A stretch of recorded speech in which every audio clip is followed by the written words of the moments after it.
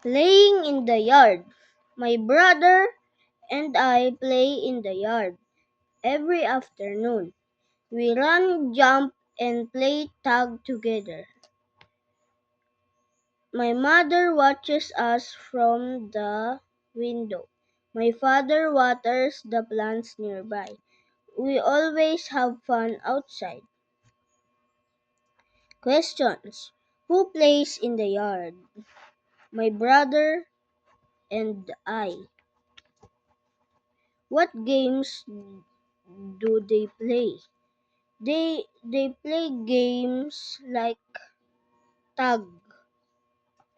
Who watches them? Their mother watches them. What does the father do? The, the father is watering the nearby plants. Do they have fun outside? Yes.